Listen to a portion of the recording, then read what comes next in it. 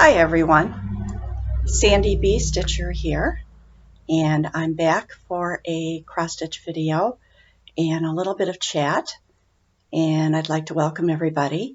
It is mid-morning on Monday, June 29th. I thought I'd come back a little sooner this time and show you what I've been up to, and so let's get to it. Pardon me.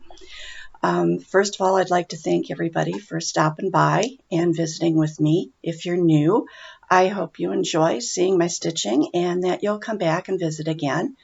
And I especially welcome all my returning subscribers that come back again and again and comment and keep me uplifted and going strong. I thought I today would first talk to you a little bit about this autoimmune disease that I have. I didn't really explain it when I told you about it, and so I had never heard of it. When the doctor told me what it was, I was just kind of like, okay, because I'd never heard of it before. Basically, polymyalgia rheumatica, and they shorten that to PMR, is an autoimmune disease, and it's in the same class like with rheumatoid arthritis and lupus and things like that. Basically, it has to do with the muscles. That's where the myalgia part comes in. Most people that have it also have joint pain in those same joints. And it's characterized by being on both sides of the body. It may start on one side a little bit sooner than the other, but basically it's both sides. And in my case, it was both of my shoulders. And you know, if you've been with me for a while, that I had been complaining about those shoulders for a long time. It's been several years because no one diagnosed it. I guess these autoimmune diseases can be very difficult to diagnose for everyone because, you know, they're looking for the obvious things first, and it's not until after everything that's possibly obvious is ruled out that they can come up with a diagnosis of an autoimmune. And there is blood work that can be done, but 30% of the people who have polymyalgia rheumatica do not show elevations in their blood. And I'm one of them. So that made it even more difficult. When I had first started complaining about the pain in my shoulders, I felt it up in the joints. But I had also told the doctor I felt pain running down my arm to the elbow. And he told me, well, you get that a lot with like rotator cuff tears and things like that. So he sent me to an orthopedic doctor. And at that time, I was going to Cleveland Clinic doctors for orthopedics. And I never saw a doctor there. They always sent me to a PA. And he had x-rays done and eventually had an MRI done and just told me that it was arthritis. And so they were giving me cortisone shots in the shoulders. Well, that would help for a short period of time, but then the pain would come right back. And so I kept trying to be strong and taking arthritis strength Tylenol, taking naproxen or Aleve or, you know, whatever the pain reliever was. The doctor even gave me tramadol for a while because I also had pain across the back of my upper neck and the shoulders back there, and tried to get by with that. But eventually I'd end up having to go back and get another cortisone shot, which again would work for a short period of time, but then the pain was back. And I kept telling the doctor over and over, because I see my general practitioner doctor, or PCP. I see him about every 3 months as a follow-up because of my age. My husband and I both do that. And okay, blip, it just went right out of my mind. I know I was talking about going to doctors and stuff. Okay, so I was complaining about fatigue all the time. And he would run a thyroid blood test, or something like that. And then he'd say, they'd call me up and they'd say, oh, the blood work's okay. And then that's it. You don't hear another word from them. And unless you make another appointment and go back in and complain some more, nothing gets done. Well, I try not to be a complainer, and I try to suck it up as much as I can. And so I just kept doing that over and over and over. And then finally, they sent me to an orthopedic doctor at that's in the same university hospital system, which is the same system that my PCP is in, and which is primary care physician, in case anybody doesn't know. So when I started going to him, again, they did x-rays, and he kept telling me, well, you probably need a shoulder replacement because the arthritis is probably bad enough that you need a shoulder replacement. Well, with my husband having Parkinson's and me having to care for him and lift him up off the floor when he falls and things like that, no way did I even want to dream of getting a shoulder replacement. So I put him off about that, and they again started with the cortisone shots. Last a little while, then nothing. Then it got to where, I was getting the cortisone shots and they weren't doing anything. I mean, maybe they put lidocaine in when they put the cortisone in, and I'd get a little bit of relief as long as that lidocaine was in there, but because that's a numbing agent. But as soon as the lidocaine would wear off, which is about 72 hours, my pain would start coming back and then just continue to get worse. And it finally got to the point where the fatigue was just, and it had moved from one shoulder to the other shoulder, and then for a long time it was in both of them, and it just kept getting worse and worse. And finally, this past winter, I had about reached my breaking point. I couldn't sleep at night because no matter how I laid, it hurt. And during the day, I couldn't raise my arms. If I had to do anything with my husband, it was just excruciating. And it, like I said, breaking point. And this was all at the same time that the COVID-19 was coming in, and they were canceling all the doctor's appointments. And so I got a hold of my husband kept saying to me, I cannot believe that anybody could be in pain all the time. And, you try to explain it to someone else and they don't feel it. So, there's not a lot of empathy if they can't feel it, especially if they are a type of person who usually doesn't suffer with pain of anything. So I finally got a hold of the doctor's office, and they gave me a telehealth appointment, which is where you talk to them on your phone, and they can see you, you can see them, and you can speak. Well, this time when I told him that I was sleeping more than I was awake each day, and that the pain was just absolutely excruciating and that I couldn't take it anymore, he said that I'd better see a rheumatologist. And with all the, telling him about the shoulders and everything, I think he started to have an inkling of what might really be going on.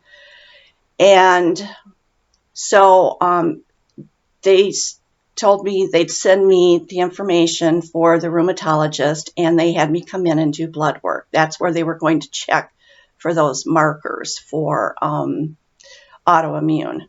And of course, mine weren't a little high, but not really elevated the way that they would be for a person who that shows up in their blood. And of course, I'd be one of the 30%. And so I got the appointment with the rheumatologist, went in, got the diagnosis of polymyalgia rheumatica. And what they do is they put you on prednisone.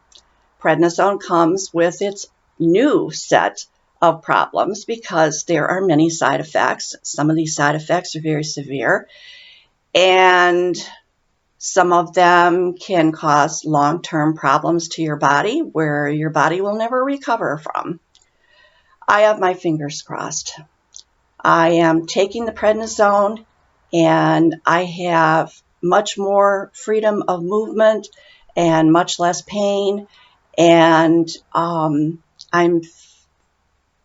got some energy back, not a whole heck of a lot, but I don't have to sleep as much as I did before. And my outlook is a little better.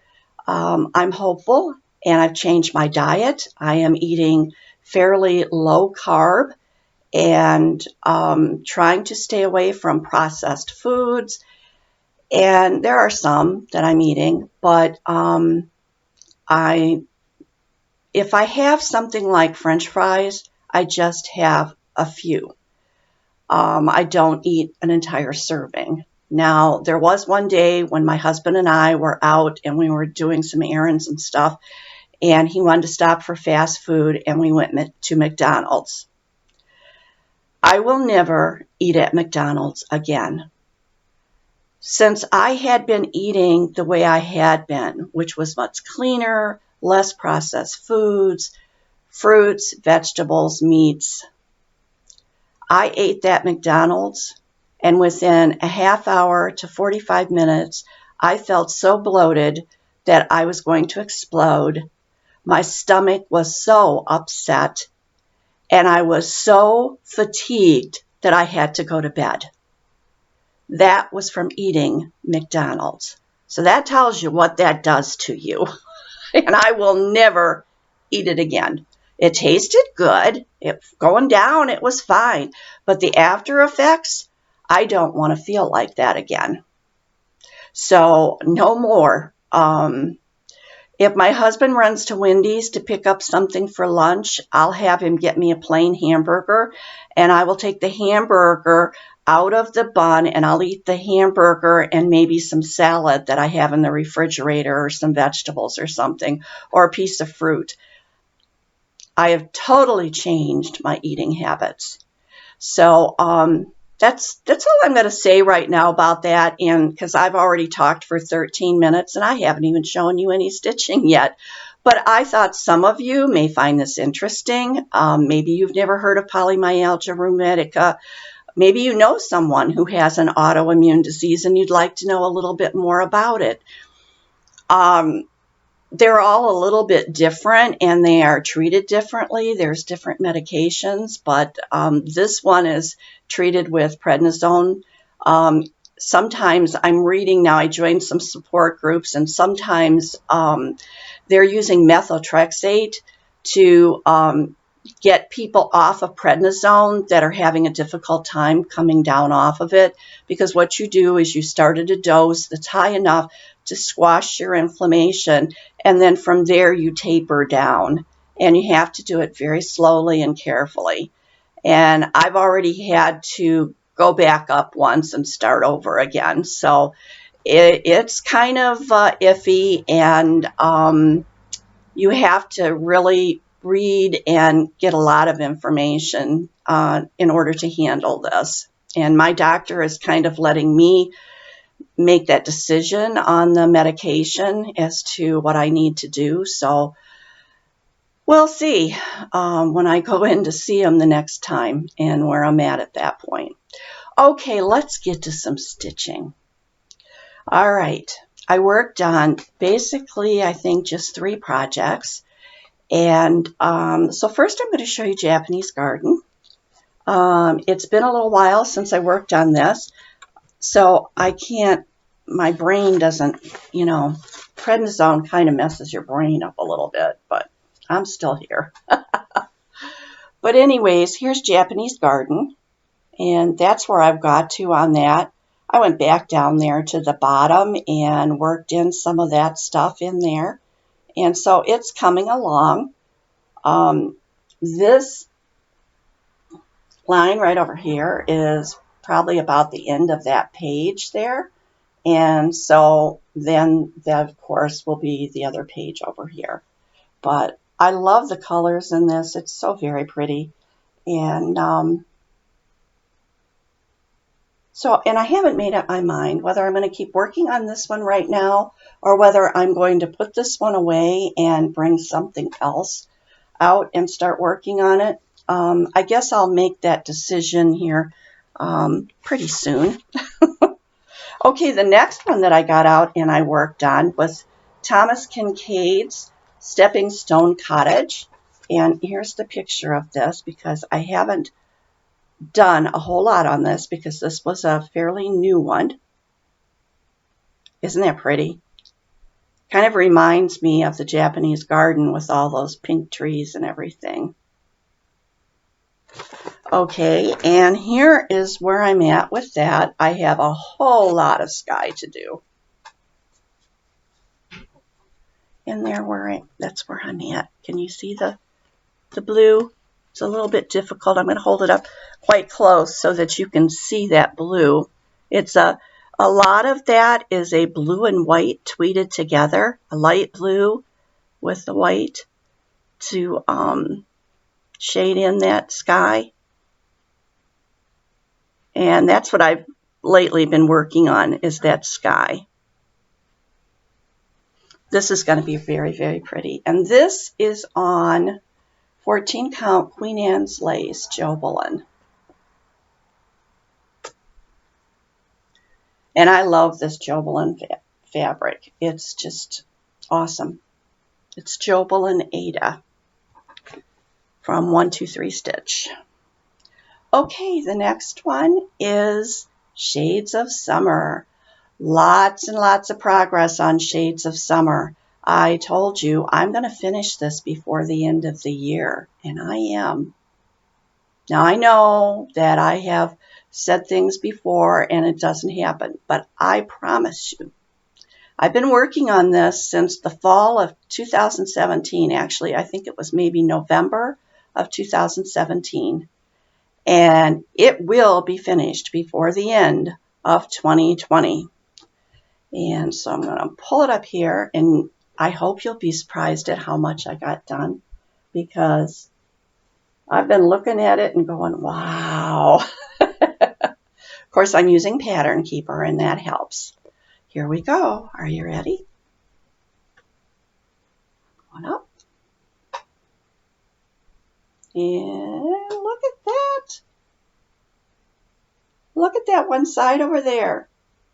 Remember I said last time I had to go across, and I went all the way across to the other side there, and I came down, and that's basically where I was working at, is all this over here, and it's looking so good, and I'm so proud of it, and I just, this is going to be amazing when it's all said and done and finished and I get it framed. It's going to be amazing. I can't wait to get it on my wall. And that is one of the reasons why I have made up my mind that it's getting done this year, before the end of the year, because I want to see it on my wall. And I'm going to make sure it gets framed right away. Of course, I have to clean it because it's very dirty. But it is going up on the wall so that I can look at it.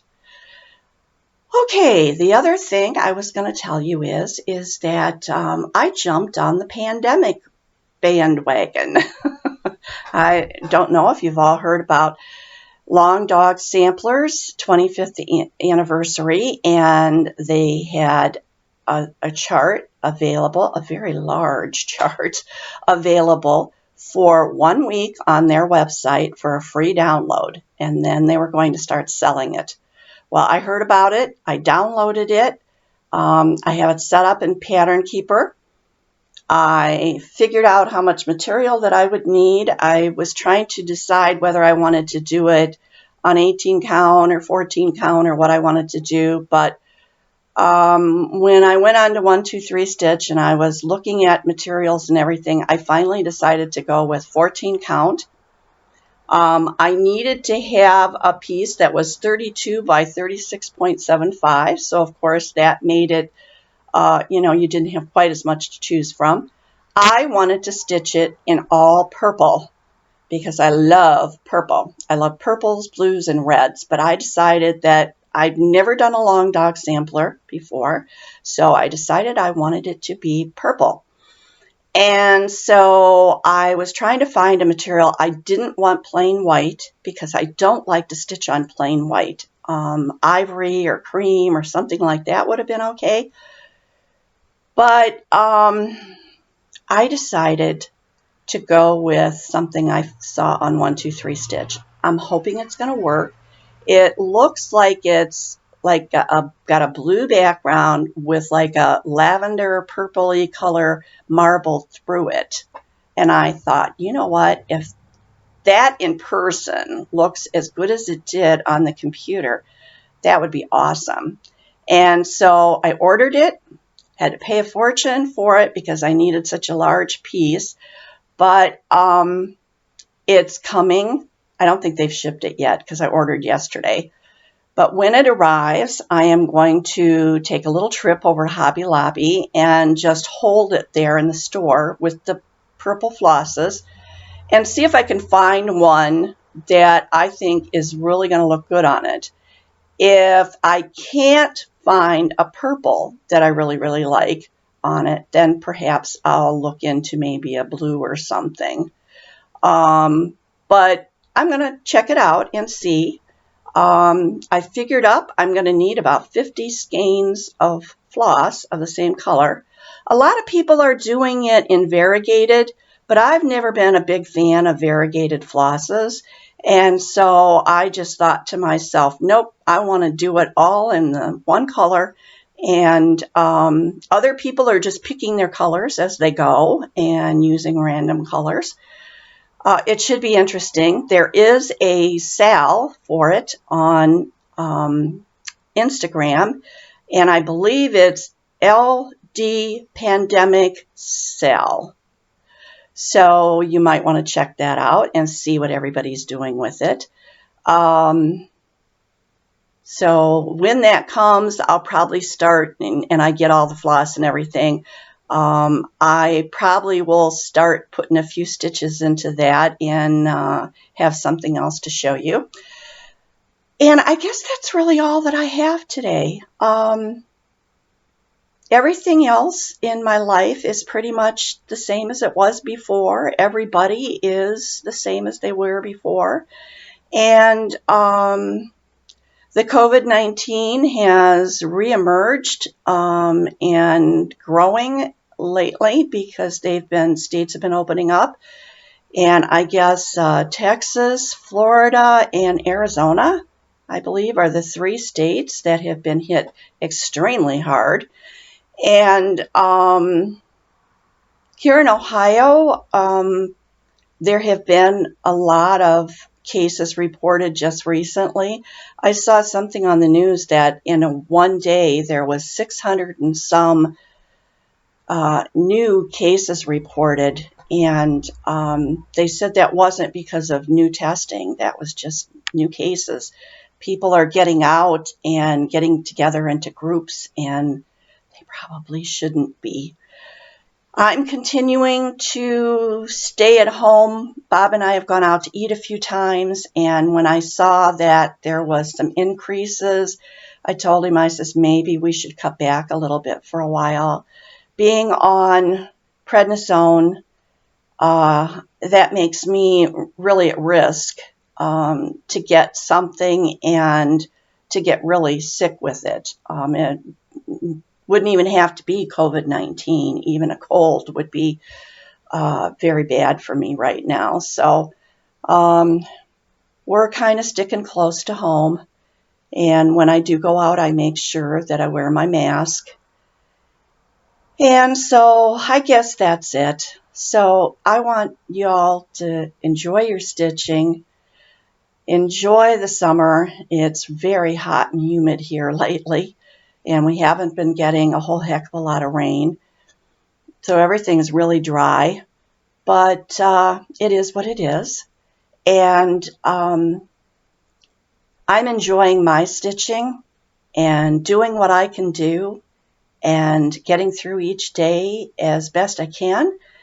And so I send out my love and my hugs to everybody and hope you are all well and that everybody's doing great and that your families are doing good too.